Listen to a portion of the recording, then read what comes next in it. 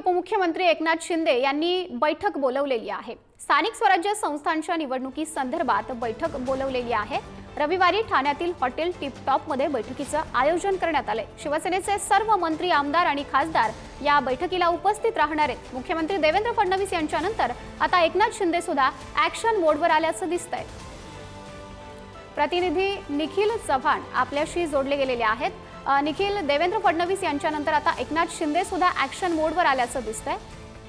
या बैठकीमध्ये नेमक्या काय सूचना दिल्या जातील किंवा काय या बैठकीमध्ये होऊ शकतं?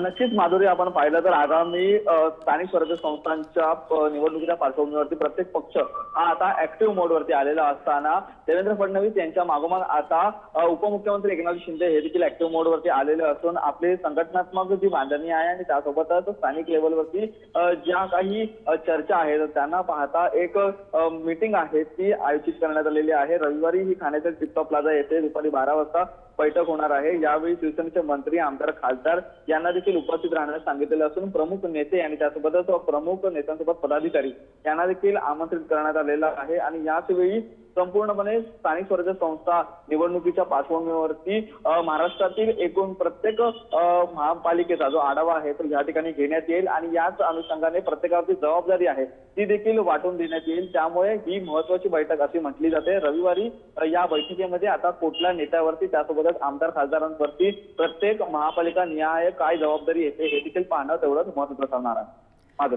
निखिल, धन्यवाद या अपडेटसाठी।